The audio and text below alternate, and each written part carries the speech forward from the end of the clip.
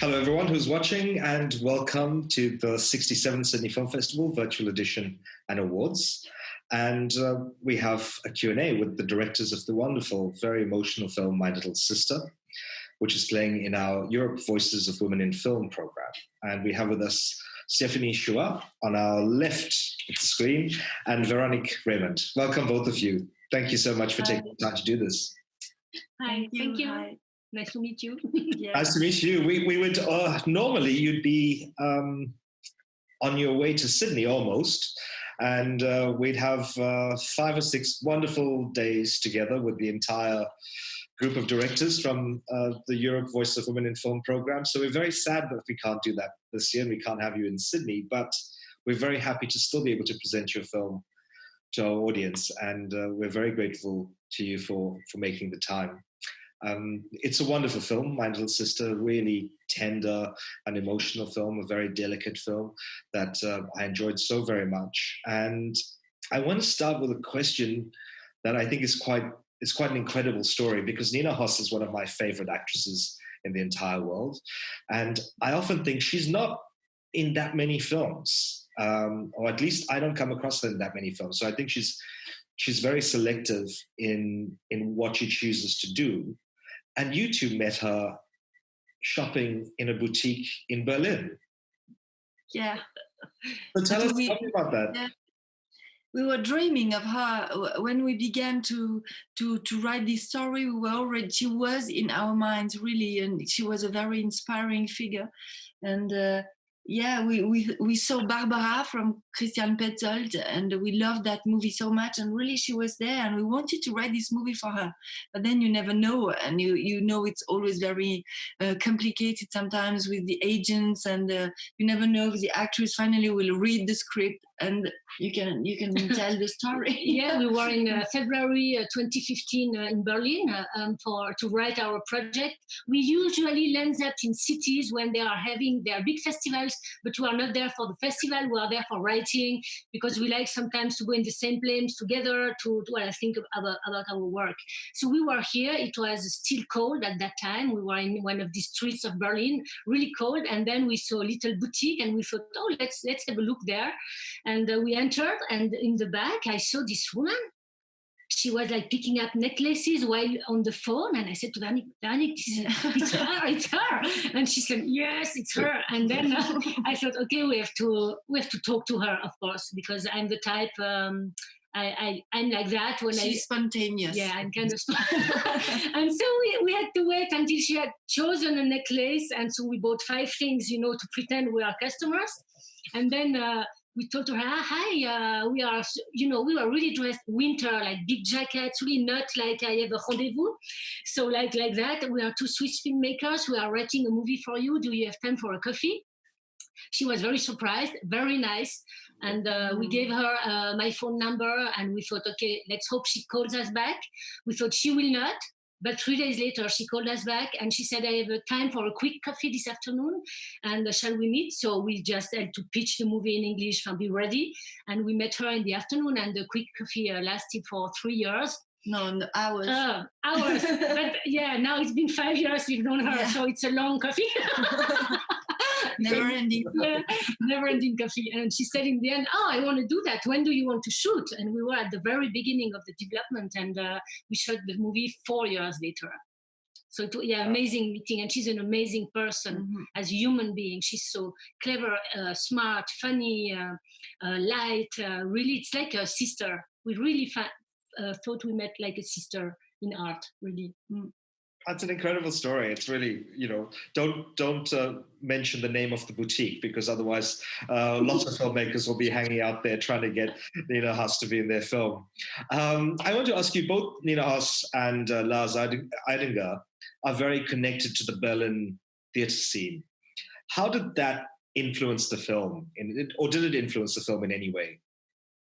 Yeah, it did really influence the film, because we have actually theatre roots. We are actresses. We are trained as actresses, and we have a kind of very outsider, I would say, biography, because we are not typical. We never made a film school. We are really coming from theater, so we admire very much also theater people. And the Schaubühne in Berlin is a really very famous theater, and we love to go there and to discover their pieces, their work.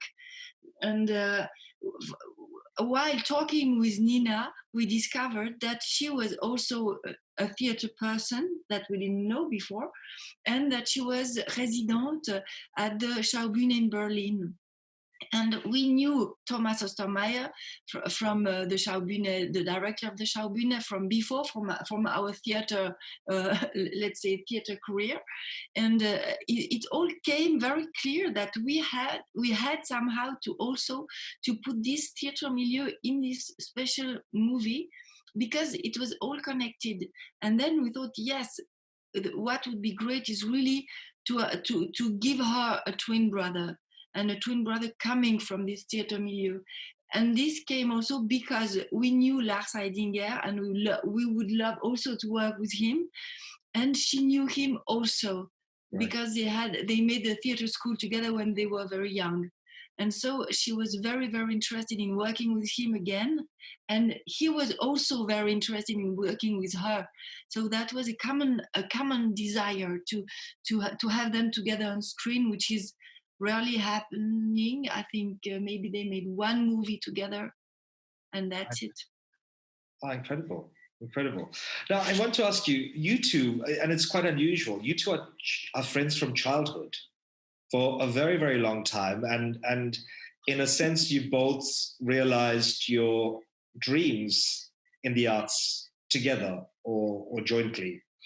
Tell us about your working relationship. How do you work on a film together? Do you sort of split up responsibilities, or do you jointly work on every element of the film? During the writing, we evolved a little bit. Véronique would be more in the writing, and I would more for this movie, especially because I was losing my mother while writing it, and Véronique also lost her father. But I would be really accompany my mother throughout the whole process. So I couldn't be in the writing of such a story. So I would be a better reader and give comments and be like, we had this kind of relationship for this film on the writing. On the shooting, on the set, we never decide who is doing what. We are really in the present, and so we keep fresh. So we keep living, really the present, because a shooting is only about what's happening now. And so we never say, you talk to this, I talk to this person. We always decide once we've watched the scene. This day, maybe Véronique would go more to speak to Nina, and I would more speak to Lars. We would really be very fresh, and we don't want to have this casquette, as we say in French. You do this, I do that. And it's interesting because actors, they never ask us about how do you work on the set. Maybe because we are actresses ourselves, so we have this connection with them, and they really trust this way of working a lot, and it works very well. And we really have never any conflict in the set. We really it's very interesting. We never have any conflict while doing the shooting. Really, no, because I think we work a lot before. And we have the same vision of what we'd love to see, we'd love to feel. It's about a feeling more than what you see, but really it's kind of, we can feel it's right, we can feel could be better. And it takes us, I don't know, it takes us maybe 10 seconds after having it's the morning for us, sorry, it's Switzerland and it's the morning. So, after cut, we just look at each other. It takes 10 seconds and we know what we have to say and to whom, and who is going to talk to whom. It's very quick because we know each other so well. Right. In a way, does the relationship in the film between Lisa and Sven mirror your own relationship? Yes, definitely, yes. It's true, we are really an artistic duo. Véronique is my best friend, and we have so much fun together. We share such a world. We can have references over decades of people. So we have like many planets. We are like a galaxy, and she's the only one I can share that with instantly. We can go from one register of the other. If we want to sing a song, we sing, the other makes the second voice. And it's only with her. And it's true that Lisa and Sven, how could we illustrate that better as in a twin relationship? We are not twins, obviously. We are not even sisters. We are kind of soulmates, artistic and friends soulmates. So it's true that this twin are, people who know us are very few people saw the film, but they say it makes me so much think of both of you, really. Right. Except we are healthy at the moment. At the moment. So far, so good. So far. I got a strong sense in the film that as Lisa tries to save Sven, she's also, in a way, saving herself. Is that something you agree with, that reading?